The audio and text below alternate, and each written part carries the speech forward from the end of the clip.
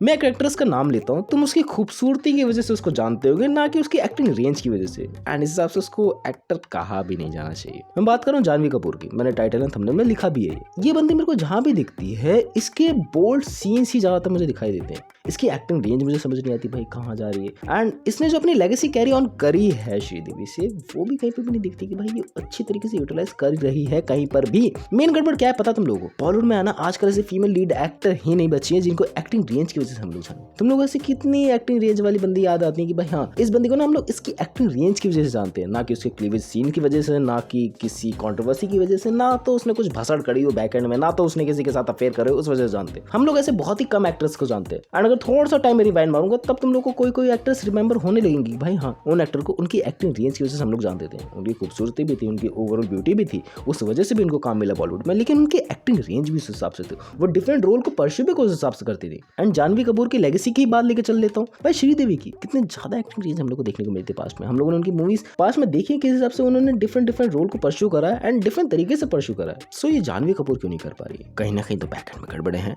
And वो गड़बड़े क्या है? ये गड़बड़े हैं बदलता बॉलीवुड। एंड बदलता बॉलीवुड ऐसे नहीं कि भाई मेरी वजह से सब चीजें हो रही हैं एंड मेरी वजह से ही मैं बोल्ड सीन दिखा रही हूँ, मेरी वजह से सब चीजें हो रही है कि भाई मेरे को क्लीवेज दिखाना भी नहीं है and people don't see me and that type of image. मैंने ऐसे पॉडकास्ट में भी कहा है एंड मैं वैसे पोर्ट्रे भी करती हूँ अपने आप को। मैं उसकी बात नहीं कर रहा हूँ, मैं बात कर रहा हूँ सिंपल सादी कि भाई अब बॉलीवुड में वो सब बात रही नहीं जो पहले रहा करती थी। मैं ये कह रहा हूँ कि डेफिनेटली इवॉल्व हो रहा है, नई मूवी सारी नई तरीके के एक्सपेरिमेंट करे जा रहे हैं, बट उस हिसाब से उस रफ्तार से नहीं करे जा रहे। एंड अभी भी हमारा वो पुरानी मानसिकता है कि भाई हाँ लड़की सुंदर होनी चाहिए, मूवी चल जाएगी, लड़का सुंदर होना चाहिए, मूवी चलेगी, लव एंगल के अराउंड मूवी बनाएगी तो उस हिसाब से मूवी चलेगी। लेकिन आज ऐसा हो चुका है कि भाई मार धाड़ वाली मूवी ज्यादा चल रही है एंड मार धाड़ के बीच में लव एंगल घुसाने के लिए जरूरत है एक क्लीवेज सीन की, जरूरत है एक ऐसी बंदी की जो उस बंदे को सुधार दे या फिर उस बंदे की उस राह में जुड़ जाए जिस वजह से ओवरऑल उसका मिशन सक्सेसफुल हो जाए, जिस वजह से ओवरऑल वो उस पाथ पे चल ले, उस पाथ पे जिससे जाने से ओवरऑल चीजें सही कंक्लूजन वाइज चलने लगी। Like we have the example of the Peddi, like we have the example of the Devara, like we have the example of the Mahi Bawaal. And ऐसा है, मैंने शुरू में तुम लोगों को बता दिया भाई एक्टिंग रेंज उस हिसाब से नहीं है। बट एक्टिंग रेंज क्यों नहीं है? बंदी सुधार सकती थी, बंदी किसी और फील्ड में जा सकती थी, लेकिन उसको अपनी लेगेसी को ही कंटिन्यू करना था एंड उस हिसाब से कंटिन्यू नहीं कर पाई। सो उसने क्या एक सहारा नया चुना, बोटॉक्स का। उसने एक सहारा चुना कि भाई मैं अपने ब्यूटी स्टैंडर्ड को इतना ज्यादा बढ़ा लूंगी, मैं इतना ज्यादा थोप लूंगी अपने मुंह पे चीजें,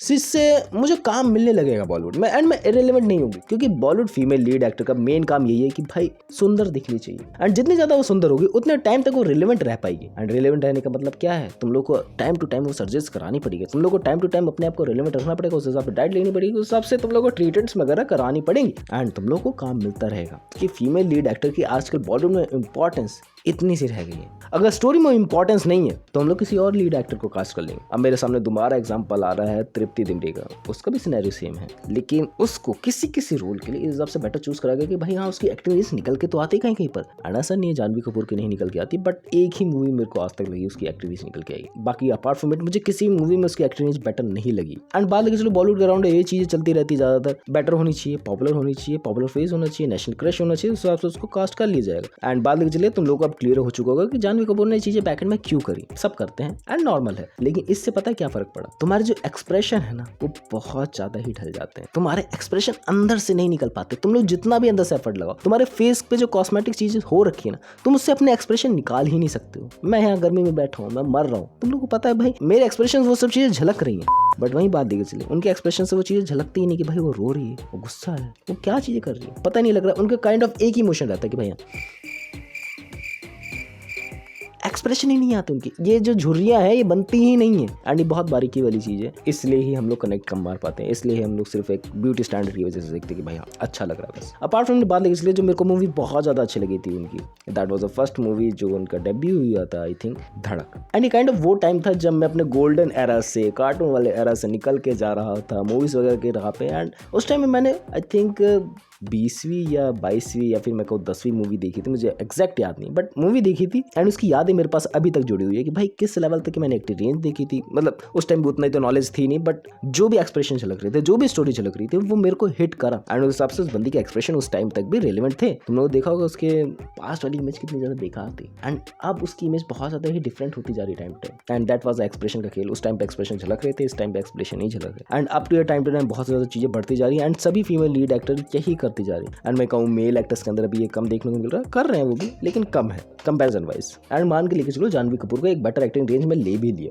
तब भी उस हिसाब से बंदी परफॉर्म नहीं कर पाएगी, तभी उसको नहीं लिया जा रहा। लाइक बात चले अगर पेड्डी की, तो भाई उसका अगर वो साथ निभाने वाली होती, अगर उसके साथ चलने वाली होती, तो उसको उस हिसाब से एक्टिंग रोल दिए जाते उस हिसाब से उसके। एंड देवरा की बात लेके चले, उसके अंदर भी वही चीजें उस हिसाब से लिखी जाती, उस हिसाब से बेटर परफॉर्म करती, बट नहीं, उसको उस हिसाब से रोल दिए जा रहे हैं जिस हिसाब से बंदी रोल के लिए डिजर्व करती है। एंड ज्यादा चीजें तुम लोगों ने सुनी होगी बॉलीवुड के अंदर कि भाई जो चीज तुम डिजर्व करते हो तुम्हें मिलता नहीं है। मेरी राय थोड़ी सी अलग है भाई, अगर तुम डिजर्व करते हो ना, अपॉर्चुनिटीज तुम लोगों के पास भर भर के आएंगी, तुम्हें उन्हें रिजेक्ट करना पड़ेगा। एंड ये सेम सिनेरियो हर किसी एक्टर पे अप्लाई होता है कि भाई अगर मेरी एक्टिंग रेंज एकदम पाड़ू है ना, बंदे खुद आएंगे मेरे पास, एंड वो बेकार से बेकार रोल हो, मैं उसके अंदर इतना जान डालूंगा ना, लोग स्टोरी को देखेंगे ही नहीं, लोग मेरी एक्टिंग रेंज को देखेंगे भाई मैं कितना घुस चुका हूँ उस एक्टिंग रेंज के अंदर। एंड यही सिनेरियो आजकल के बॉलीवुड आइटम सॉन्ग्स के अंदर, यही सिनेरियो आजकल के हर दूसरे तीसरे सीन बॉलीवुड के अंदर होने लगा है। मैं बॉलीवुड की नहीं बात लिख चलूँ, साउथ इंडस्ट्री की बात लिख चलूँ, इंडियन सिनेमा की बात लिख चलूँ, हर इंडस्ट्री के अंदर होने लगा। क्योंकि जब बंदे के पास दिखाने के लिए कुछ होता नहीं है स्टोरी के अंदर ना, तो वो क्लीवेज दिखाता है। बंदे के अंदर कुछ स्टोरी के अंदर दिखाने के लिए नहीं होता ना, वो एक्स सीन डाल देता है कि भाई हाँ